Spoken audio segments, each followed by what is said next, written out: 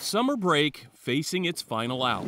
At Taylor County Schools, the district all in on safety. We may have this in place, but we never act like we're too safe. Security cameras, including one at every school entrance on the outside and once buzzed inside.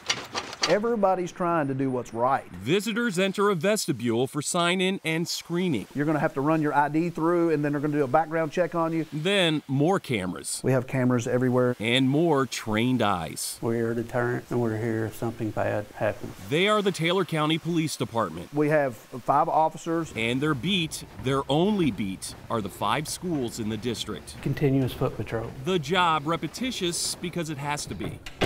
And looking out for any possible threats or any possible things that could happen. They are SROs, school resource officers. This here is the hub. A force of retired police officers and former state troopers. It certainly makes me feel better as a superintendent to know I have someone that will do anything that it takes to keep kids safe and staff safe. Makes sense. Taylor County Schools wanted that police presence because their state senator, Max Wise, created the syllabus on state-mandated SROs at every single public school or shared campus back in 2019. If an SRO is on a campus, happens to be in that school building, the response time, is right there. That requirement got reinforced this past legislative session with House Bill 63.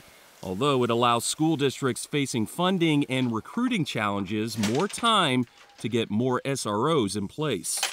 Do you think this is a good law? Well, I would be hypocritical if I said no, because I actually have an SRO at every school, on every campus. So I do feel like it's a step in the right direction. The fact of the matter is, Taylor County Schools is currently more of the exception. Anywhere there's students coming and going, there's going to be a SRO. In Kentucky, most districts are not in full compliance yet. Just in our viewing area, for example, of the school districts which reported back to Focus, only Oldham, Adair, and Carroll County schools, as well as Campbellsville Independent Schools, are fully covered.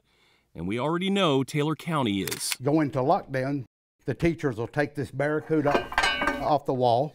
It's placed inside the door, and it's locked, and it is secured. Although they already know what it's like to face threats. If you hear shooting at the other end of the hall, you go to that end of the hall. Their primary job is building trust with the kids. I do a lot of walking with the kids. To try to get in front of any potential for a threat. If I see a child having a bad day or a bad morning, I can pull them out, take a walk around the halls, just speak to them, try to get them to let me know what's going on. Superintendent Junior Higdon says for about $250,000 a year, including around $100,000 in grant money, Taylor County Schools is making it happen. This is our best plan. And he points out whatever another district's plan is, the lesson is the same. Until you have a safe place and a positive culture, it's hard for learning to take place.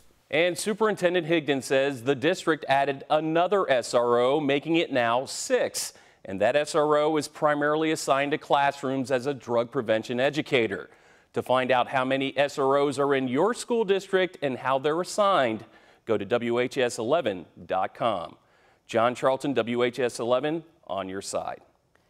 And if you have a story in mind that you'd like our Focus team to investigate, just send the team an email at focus@WHAS11.com.